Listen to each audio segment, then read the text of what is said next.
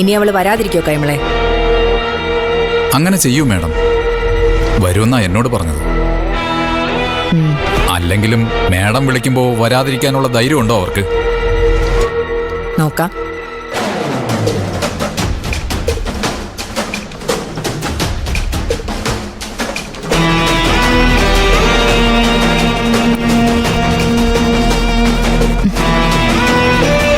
ലേറ്റായില്ലല്ലോ.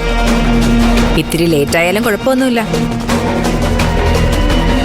ലേറ്റാവുന്നതല്ല പ്രശ്നം, ലേറ്റസ്റ്റായി ചെയ്യുന്നതിലാ കാര്യം. കൈമളെ,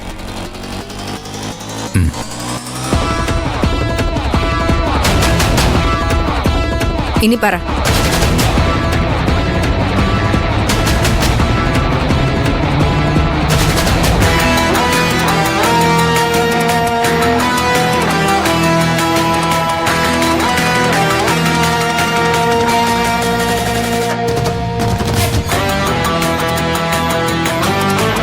സമ്മതമല്ലേ? സമ്മതം.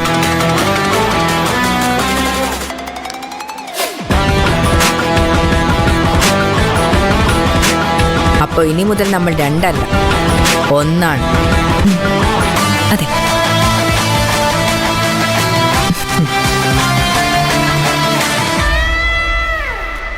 ആ തുണി മുഴുവൻ കത്തിച്ചത് എന്തായാലും നന്നായി. പക്ഷേ കുറച്ചുകൂടെ ബുദ്ധിപരമായിട്ട് നിനക്കത് ചെയ്യായിരുന്നു. അതെന്താ അമ്മ അങ്ങനെ പറഞ്ഞത്? വേറൊന്നുമല്ല, നീയാ അത് ചെയ്തതെന്ന് ദേവികയ്ക്ക് മനസ്സിലായല്ലോ. അത് മനസ്സിലാവാൻ പാടില്ലായിരുന്നു.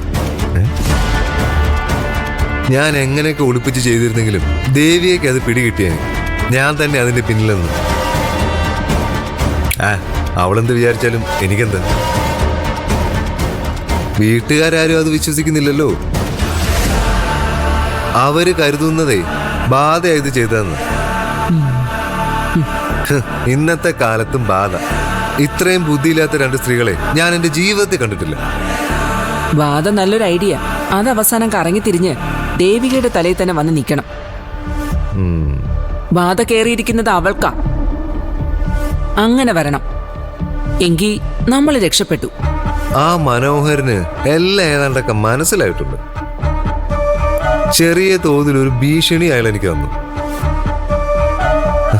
കല്യാണം കഴിയുമ്പോ പണിയോ അത്ര.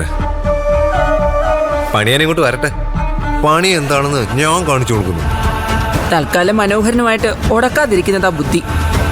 അയാൾ കുറച്ച് കുഴപ്പക്കാരനാ എന്ന് വെച്ച് എന്തും പറയാൻ തന്നു. ഡേറ്റ് അടുത്തടുത്ത് വരുക. 7 പറയുന്നത് ഇപ്പൊ ഓടിയെത്തും.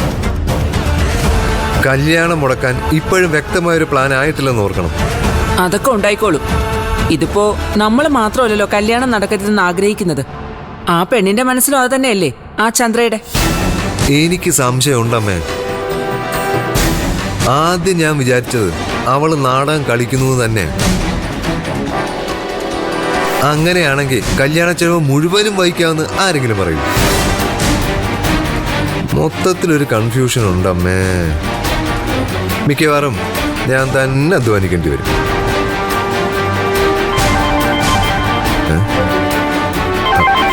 ചന്ദ്ര വിളിക്കുന്നുണ്ടല്ലോ.